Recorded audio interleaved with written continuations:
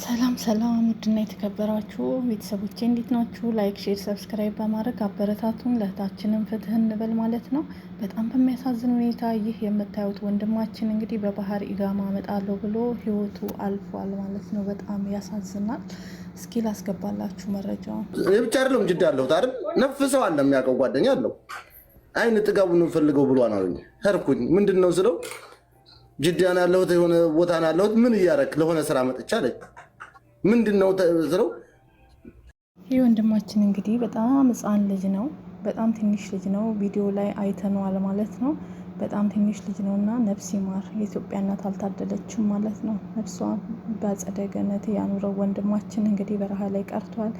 በባህር ገብቼ ኢጋማ ይዤ እመጣለሁ በማለት ሂዶ ህይወቱ አልፎ ይገኛል ማለት ነው። በጣም ልብ ይሰብራል። እንዲሁም የዶክተር አብይ አህመድ ጠባቂ የሆነው ሰው ማለት ነው የአራት ልጆችን እናት ህይወት አጥፍቶ እሱም ራሱን አጥፍቷል ማለት ነው። እሷን እህቷን ካጠፋ በኋላ እሱም ራሱን አጠፋ። ያሳዝናል። እንግዲህ መረጃው ይሄን ይመስላል ማለት ነው። ዘሀበሻ ዘግቦታል እላችኋለሁ። ዶክተር አብይ አህመድ ጠባቂ ራሱን አጠፋ። ዝርዝሩን በአጭሩ ልንገራችሁ። ጉዳዩ የተፈጸመው ካሳንቺስ በተለምዶ ጠማማ ፎቅ ተብሎ የሚጠራ አካባቢ ነው። እዛ አካባቢ ላይ ከፍተኛ የሆነ የህዝብ ግርግር ይሰማል። የዘሀበሻ ዘጋቢም እዛው ነበር። የአብይ አህመድ ጠባቂ የሆነው ይሄ ቀይ ለባሽ ሪፐብሊካን ጋርድ የአራት ልጆች እናት የሆነችን ሴት ገሎ ራሱን አጥፍቷል። የአይን ምስክሮች ለፖሊስ እንደተናገሩት ከሆነም ይህ የሪፐብሊካን ጋርድ ከዚች ከአራት ልጆች እናት ጋር ውሉ ያለየ ግንኙነት ነበራቸው። ሆኖም ከጊዜ ወዲህ ሴቷ ግንኙነታቸው እንዲቋረጥና ካሁን በኋላ አትድረስብኝ ትለዋለች። እሱ ግን በጣም ይገፋል። ከዛ በኋላ ልጇን ወደ ትምህርት ቤት ለማድረስ የዘጋጀችበት ባለችበት ሰዓት ላይ እሷን በጥይት መቶ ራሱን በጥይት ገደለ። እሱ ወዲያውኑ ህይወቱ ቢያልፍም እሷ ግን ህይወቷ አላለፈም ነበር። የአካባቢ ነዋሪዎች አፋፍሰው ቀጥታ ወደ ዘውዲቱ ሆስፒታል ወስዷታል። ሆኖም ዘውዲቱ ሆስፒታል ደርሳ ገና ሕክምና ሳይደረግላት ህይወቷ እንዳለፈ ነው የዘሀበሻ ምንጮች የነገሩን። የአራት ልጆች እናት የልጆቿ አባት ህጋዊ ባሏ በአሜሪካን ሀገር ወንድማችን ነፍሱን በአጸደ ገነት ያኑረው። እንግዲህ ለሞቱት ሁሉ ነፍስ ይማር እንላለን። እግዚአብሔር አምላክ ነፍሳቸውን በአጸደ ገነት ያኑር። በጣም ያሳዝናል። ልብ ይሰብራል ማለት ነው። ከዚህ በፊት እንደሰማችኋት እንግዲህ ሸዋዬን ታቋታላችሁ። ሸዋዬም እንደዚሁ አገር ገብታ ነው አገር ገባለሁ ብላ እሷን በባህር እየሄደች የመን ላይ ህይወቷ አልፎ የተገኘ ለቀባሪ እንኳን የማይገኝ አስክሬናቸው እንኳን ወደ ሀገር የማይገባ ይሄ ልጅ እንግዲህ በሳውዲ አረቢያ ጅዳ ውስጥ ሲኖር እንደነበረ እየተናገሩ ይገኛሉ። አንዳንዶቹ በጣም ህፃን ነው በአካል ያዩት ሲናገሩ፣ እንደውም በቪዲዮ እንደምናየው አይደለም፣ በጣም ትንሽ ልጅ ነው፣ በጣም ህፃን ልጅ ነው እያሉ ነው።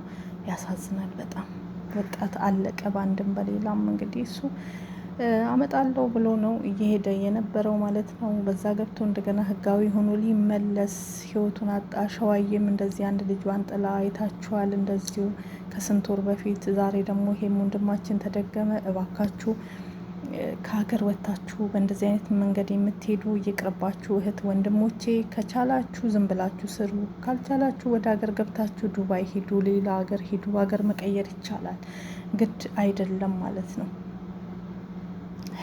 ያሳዝናል። እና የአራት ልጅ እናትም እንግዲህ ህይወቷ በዚህ ሰውዬ አልፎ እሱም ደግሞ ራሱን እንግዲህ እንትን ብሏል። በጣም ያሳዝናል። ብቻ የምንሰማው ነገር ሁሉ ጆሮ ጭው ያደርጋል። እንዲሁም የአርቲስት እናትም በድንገተኛ ህመም ምክንያት ህይወታቸውን አጥተዋል ማለት ነው። ያው ድንገተኛ አይባልም ታመዋል፣ ግን እንደዛ ተብሎ ነው። ትልቅ ሰው ናቸው።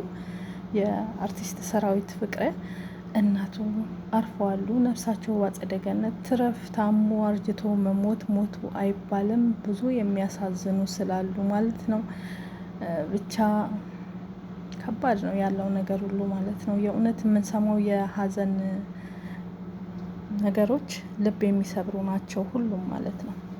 ስለ ነጻነት ወርቅነህ አሟሟት እንግዲህ ብዙ ነገሮች እየተባሉ ነው፣ ብዙ ነገሮች እየተሰሙ ነው ያሉት ማለት ነው። በጣም ልብ የሚሰብሩ ነገሮች ዘመዶቹ መጥተው ስለ ሞቱ ስለ አሟሟቱ ተናግረዋሉ። ምክንያቱም የሞተበት ምክንያት ሚስቱ እንደሆነች ነው። ከሚስቱ ጋር ደስተኛ እንዳልሆነ ጥል እንደነበሩ ሁሉ ነገር ተነግሯል። እንደገና ደግሞ የበላው ነገር እንዳለ እዚህ ጋር የተናገረች ነው። ይሄ የማይሆን ነገር ሲሆን አትብላ ለምን አይለውም ጓደኛው የምትልም ናት። ብቻ አሳዛኝ አሟሟት ነው እየሰማን ያለ ነው። ስለ ነጻነት ወርቅነህ አሟሟትም ማለት ነው። እግዚአብሔር አምላክ ነፍሱን በአጸደ ገነት ያኑረው። በጣም ያሳዝናል። ከሞቱ አሟሟቱ ሰው ከሞተ በኋላ ብዙ ሚስጥሮች ይወጣሉ ማለት ነው። እና እህትየው መጥታ እንግዲህ ያለችው ነገር ሁሉ በጣም ዘግናኝ የሆኑ ነገሮችን ተናግራለች። ከቤተሰቡ ጋር የነበረው ነገሮች በጣም ቅስም የሚሰብሩ ናቸው። ህይወቱ ደስተኛ እንዳልሆነ እንዲሁም ደግሞ ኮተትህን እና መጽሐፍህን ይዘህልኝ ውጣ ብላ ከአሜሪካ አባራው ሚስቱ እንደመጣ ነው የተናገረችት ማለት ነው። በጣም ያሳዝናል ማለት ነው። አሜሪካም የማይሄድበት ምክንያት ይሄ ነው። ፍቅር አይደሉም። ሲጀመር ሴትዮዋ አፏን ተከናንባ ስትቀመጥ የሆነ ነገር እንዳለ ያስታውቃል። እና ብዙ በደል ብዙ ጫና ደርሶበት ህይወቱን ያጣብላል። በዛ ነው ጥሩ በቃ ነፂ የሚገርም ሰው ነው። ጸጉሬን ይቆርጠኛል። ጎበዝ ነው። ይችላል። አንድ ጊዜ የሞተች ጊዜ ጸጉራ እንዳትቆረጥ ብላቸው ነበርና መቆረጥ ፈልጋለሁ ስለው ነይ አምጪ መቀስ ቆንጆ አድርጎ ቆረጠኝ። ፓንክ ነው የቆረጠኝ። ምርጥ አድርጎ ነው የቆረጠኝ። እና ከነፂ ጋር አይቆጣኝም። እኔ ከኔ ጋር አንደኛ ፍሬንድ ነን። ቀሚስም አለብሰዋለሁ ከኔ ጋር በቃ የምፈልገው እንደ ሴት እንዲሆንልኝ እፈልግ ነበር ከሱ ጋርና ከነፂ ጋር ጥሩ ነገር ነው ያሳለፍነው። እና ልጅነቱ ማለት ወጣትነቱን የማስበው ነፂ የዋህ ነው። እውነት ነው። ነፂ መተው መልሶ ስር ነው። እንደ ህፃን ልጅ ነው ልቡና እሱን ነው። ወጣት ሆኖ የሆነ 2000 አካባቢ ላይ 2002 አካባቢ የሆኑ ከኛ ቤት አንድ አልፎ የሆኑ ሴት ቤታቸው እንዳሉ ፈረሰባቸው ማለት ነው። እና ያኔ ቲያትር ብቻ ነበር የሚሰራው። ከዛ ቤታቸው ፈረሰ ምናምን ሰውና ትንሽ ተናጋሪ ስለነበሩ ሰው ትንሲል የሚሾ ሄደሽ መሰራት አለበት አለ። ቤታቸው መሰራት አለበት አለ። በቃ ጭቃ ምናምን ተቦካና ተሰራ። ቤታቸው እንዲሰራ አደረገ እሱ ማለት ነው። አይለምንም ማለት አይወድም ልመና አይለምንም። ከዛ ደግሞ ልጅ ሆኖ የሚገርም ነገር ልጆች ሆነን እማዬ ትልከዋለች የተለያየ ቦታ ብድር እንዲህ ቦታ ሄድ ሰዎችን ሲያገኛቸው አስታውሶ ያንን ግን ብድሩ ነው ብላለም ያላቸው ስጦታ ይሰጣቸዋል። ገንዘብ ሲያገኛቸው በዛው እንደመለሰ ይሰማዋል። ገባ በጣም የሚገርም ልብ ነው ያለው። እና አንድ ቀን ደግሞ እኔና እንዲህ ከኛ ቤት እንትን አላችሁ መስኮት አለችና አንድ ልጅ ታሞ በጣም ታሟልና ያው የታመመበት ሰው አንዳንዴ የማይቀርብ ጊዜ የለም።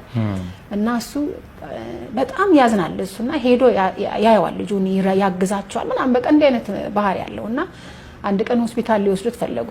ልጁን ሲወስዱት ላዳውን እስር ድረስ አስገባና ቤታቸው ተሸክሞት ልጁን ትልቅ ነው ይወልደዋል እኮ ልጅ እሱን እዛ አስገብቶ ቀስ ብሎ በእግሩ ሱቁ ጋር ሄዶ አብሯቸው ሄደ። ሲመለስ የት ሄደ ነው አይተዋለች እሷ እማዬ በመስኮት አይተዋለች። እና ግን ካዳት በቃና ይሄን ያህል በቃ የሆነ ለሰው ጥግ ድረስ ሰው ሲታመም የሆነ ነገር ሲሆን አብሮ መሆን የሚፈልግ ሰው ነው። አዎ ነፂ በጣም ደግ እንደሆነ ይታወቃል። እኛ የምናውቃቸው ደግሞ በጣም ብዙ የደግነት ልቦች እንዳሉት እናውቃለን። እንደው የአየር ሰዓቱን ላለመያዝ እንጂ ብናወራው ብንዘረዝረው እኔ እንኳን በግል ማቃቸው የሱ ደግነቶች ማአት አሉና ነፂ እጅግ በጣም ደግ ነው። እንደውም ቅር ይለኛል ነፂ ገንዘብ አባካይ ነው ሲባል ገንዘብ አባካኝ ሆኖ አይደለም ደግ ሆኖ ነው ብዬ መከራከርበት ጊዜ ነበረ። ደግ ሆኖ ነው አባካኝ ሆኖ አይደለም ብዬ በግል መከራከርበት ሁኔታ ነበርና ነፂ በጣም ደግ ሰው ነው። ይሄ እንግዲህ የተደረገላቸው የቀብሩ ጊዜ የነበሩት እናቶች ለቅሶ ላይ የነበረው ሁኔታ በደንብ የሚገልጸው ይመስለኛልና በደንብ እናወራለን። እንቀጥል እስቲ። አሁን ከነጻነት ጋር በተያያዘ የሚነሱ የሚወሩ ከተማው ላይ ደግሞ ማህበረሰቡ ላይ ጥያቄ የፈጠሩባቸው በርካታ ነገሮች አሉ። ለምን እንዴት የሚሉ ከትዳሩ ጋር በተያያዘ ከኑሮ ጋር በተያያዘ ከሚኖርበት የሚስቱ እናት ህይወት ጋር በተያያዘ እንዲሁም ደግሞ በህመሙና ከህመሙ ጋር በተያያዘ እጅግ በጣም በርካታ ጥያቄዎች ተመልካቾች ላይ ይነሳል። እንደውም ነፂ የሚለመንለት ሰው ነው ወይ? ይሄን ያክል ስራ የሰራ ይሄን ያክል ገንዘብ በጣም ብዙ መስራት የሚችል ሰው እንዴት 5 ሳንቲም አይኖረውም? እንዴት ገንዘብ አይኖረውም? እንዴት ይለመንለታል? የሚሉ በርካታ ጥያቄዎችም ይመጣሉ። ይህንን ጉዳይ እንግዲህ እንደ ቤተሰብ እናንተ በጣም ክሊየር እንደምታደርጉት ተስፋ አድርጋለሁ። ዛሬ በግልጽ ሜዳው ላይ እንይዛለን ብዬ ተስፋ አድርጋለሁ እና ቆይታችን ይቀጥላል። ከሚሚና ከወንድ ጋር አብረን ጨዋታችንን ቆይታችንን የምንቀጥል ነው የሚሆነው። ነፂ አሜሪካ ነው የኖረው። አሜሪካ እስከምናውቀው ድረስ ልጆች፣ ቤተሰብ፣ ህይወት፣ ትዳር፣ ኑሮ የነበረው ሰው ነው እና አሜሪካ ላይ በጣም በተደጋጋሚ የመሄድ እድል የነበረው ሰው ሕክምናው ህንድ ነው የተደረገው። ለምን ሄዶ አሜሪካ መታከም አይችልም ነበር? እናታችሁ ግን ሚዲያ ይጠቀማሉ? ትናንት በጣም ስታለቅስ ነው ያመሸችው። ሀቢባ ቤትም መቀጠል ያልፈለኩት ተናግሬ የወጣሁት ለዛ ነው።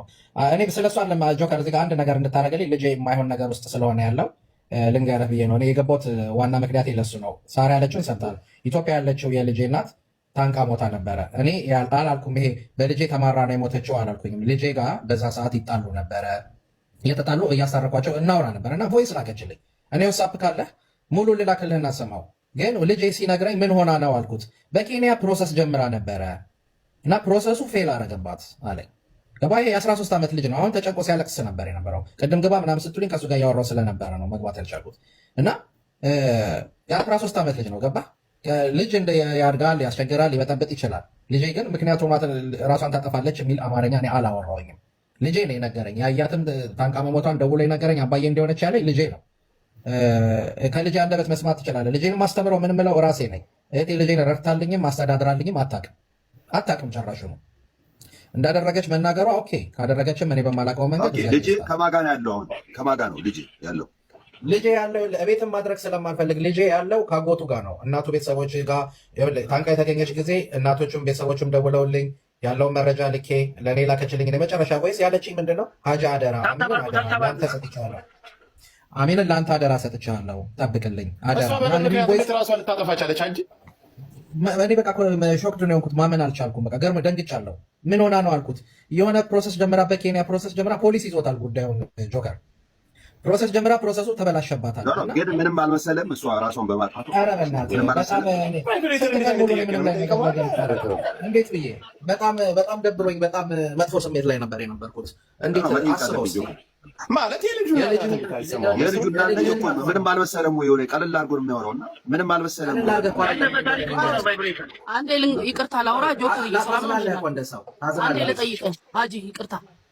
ቫይብሬት አንተም ታውቃታለህ፣ ልጅቷን ታውቃታለህ፣ ገኒ ቀበሮን ታውቃታለህ። ከኛ ጋር ላይቭ ትቀመጥ ነበር የዛሬ ዓመት አካባቢ ሲዝም ጋር ምናምን የምትገባው ልጅ በደንብ። አዎ የኛ ጓደኛ ነች።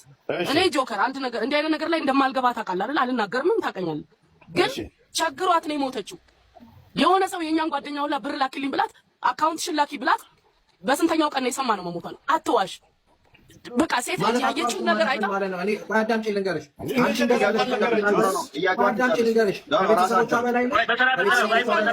አንዴ ልጨርስ።